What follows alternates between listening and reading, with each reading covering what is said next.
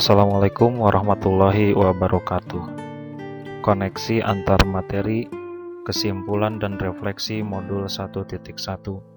Refleksi Filosofi Pendidikan Nasional Ki Hajar Dewantara.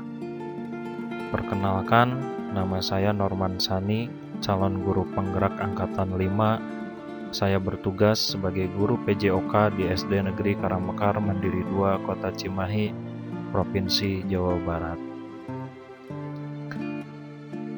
Setelah membaca dan mempelajari modul 1.1 tentang refleksi filosofi pendidikan nasional Ki Hajar Dewantara, saya memperoleh beberapa kesimpulan. Di antaranya, yang pertama adalah pendidikan merupakan tuntunan hidup tumbuhnya anak-anak. Pendidikan itu hanya suatu tuntunan di dalam hidup tumbuhnya anak-anak kita. Artinya bahwa hidup tumbuhnya anak-anak itu terletak di luar kecakapan atau kehendak kita sebagai kaum pendidik. Anak-anak itu sebagai makhluk, manusia, dan benda hidup, sehingga mereka hidup dan tumbuh menurut kodratnya sendiri.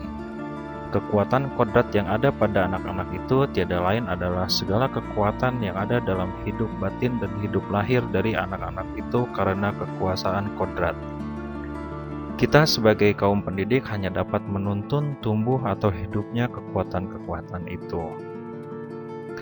Tujuan pendidikan adalah menuntun segala kodrat yang ada pada anak-anak agar mereka dapat mencapai keselamatan dan kebahagiaan yang setinggi-tingginya, baik sebagai manusia maupun sebagai anggota masyarakat. Berikutnya adalah taman siswa. Taman siswa merupakan tempat bermain yang menghadirkan kegembiraan dan keindahan bagi siswa. Siswa diberikan kemerdekaan untuk tumbuh dan berkembang, belajar sesuai dengan minatnya. Metode yang digunakan dalam proses belajar di taman siswa menggabungkan metode Montessori dan metode Froebel. Selain Bapak Pendidikan Nasional, Ki Hajar Dewantara terkenal dengan semboyan ing ngarsosong tulodo ing madyo mangun karso tuturi handayani, yang artinya di depan menuntun dan memberikan teladan, di tengah membangun kekuatan, memotivasi dan terus berkarya, serta di belakang memberikan dorongan agar siswa kita dapat menemukan kekuatan kodratnya sehingga mereka dapat mencapai keselamatan dan kebahagiaan yang setinggi-tingginya, baik sebagai manusia maupun sebagai anggota masyarakat.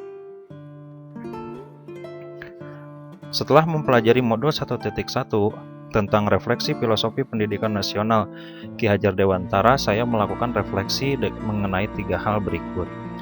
Yang pertama, apa yang Anda percaya tentang murid dan pembelajaran di kelas sebelum Anda mempelajari modul 1.1?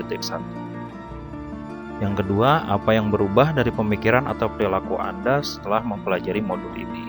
Kemudian yang ketiga, apa yang dapat segera Anda lakukan atau Anda terapkan lebih baik agar kelas Anda mencerminkan pemikiran Ki Hajar Dewantara? Yang saya percaya tentang murid dan pembelajaran di kelas sebelum mempelajari modul 1.1 adalah: yang pertama, saya mengibaratkan siswa sebagai kertas kosong yang tidak memiliki dasar pengetahuan. Kemudian yang kedua, pembelajaran yang saya lakukan berpusat pada guru. Saya mengajar PJOK menggunakan metode komando, sehingga saya lebih sering memberikan ceramah, contoh, dan juga perintah. Kemudian yang ketiga, pembelajaran PJOK yang saya lakukan itu semata-mata mengejar tercapaian target kurikulum, sehingga siswa terus-menerus dijejali dengan materi.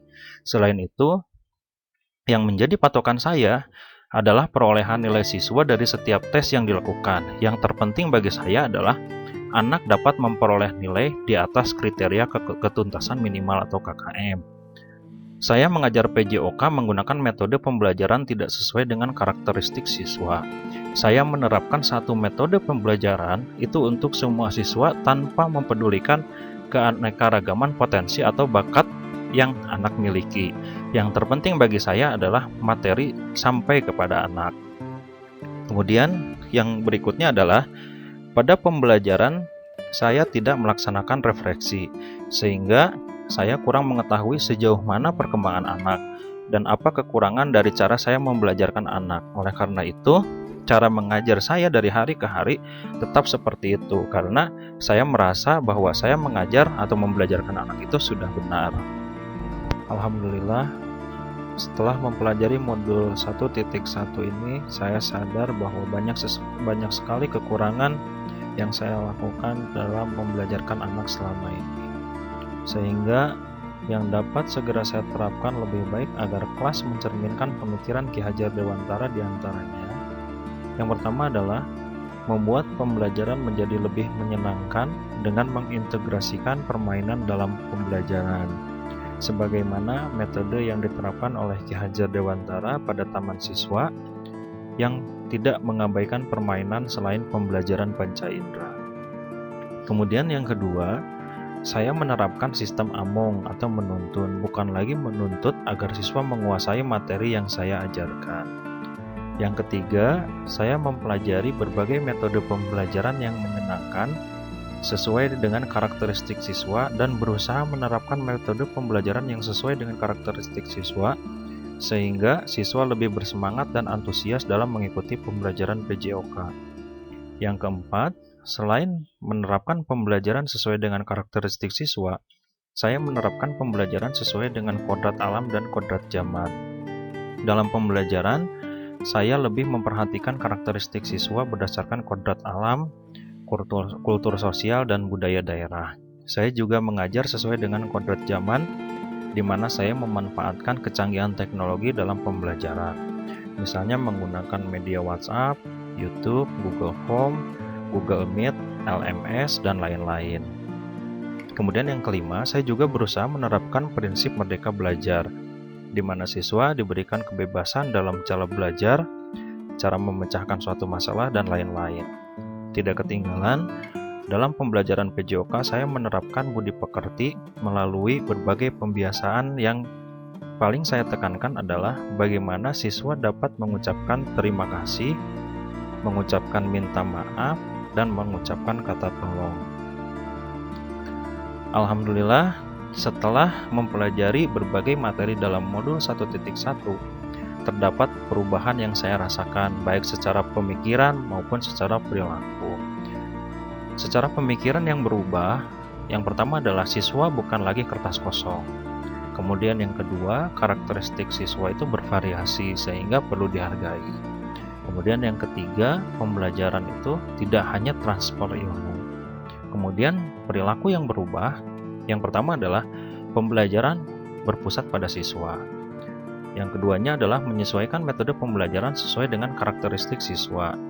Kemudian yang ketiga, melaksanakan refleksi pada setiap pembelajaran. Demikian kesimpulan dan refleksi filosofi pendidikan nasional Ki Hajar Dewantara. Terima kasih. Wassalamualaikum warahmatullahi wabarakatuh.